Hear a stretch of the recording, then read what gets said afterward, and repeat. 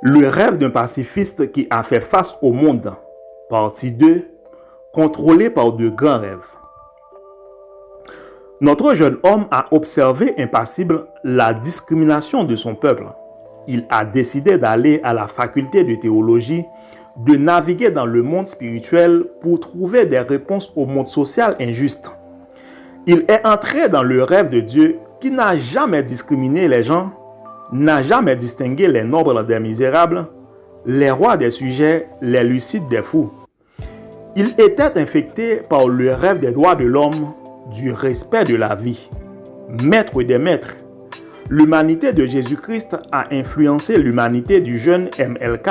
Plus tard, il a décidé de faire un tour de la philosophie, si importante, mais si abandonnée dans le monde logique et immédiat. Après avoir reçu le diplôme de la faculté de théologie, il s'est immédiatement inscrit au cours de la philosophie. Il a pris contact avec les idées de Hegel. Il entra dans la pensée de l'illustre penseur allemand. Il a appris à ne pas faire taire sa voix.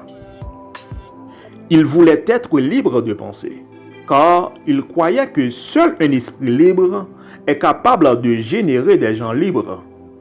Il a compris que les dictateurs asservissent parce qu'ils sont esclaves de leurs conflits, et les autoritaires dominent parce qu'ils sont dominés par les zones malsaines de leur personnalité.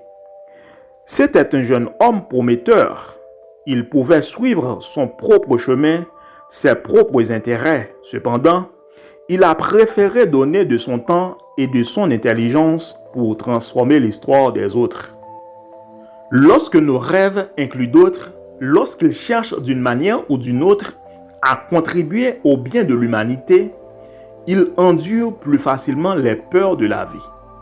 Quand on a des rêves individualistes, ils sont timides, ils ne peuvent pas résister aux accidents sur le chemin. Désireux de servir les autres, MLK, il se remit à leur place et perçut leurs besoins intrinsèques, dont le plus grand était de faire brûler la flamme de l'espoir.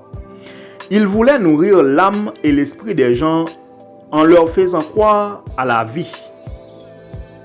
Le regard multifocal révèle qu'il ne s'est pas adapté au conformisme.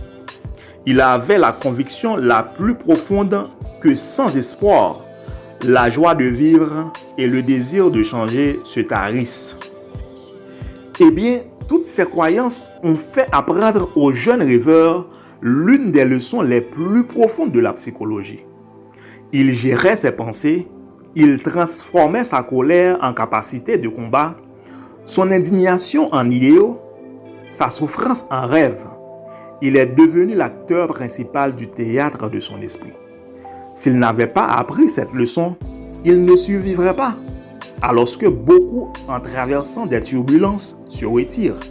Alors que lui, il marchait dans les tempêtes sans craindre de se mouiller. Il est devenu un penseur.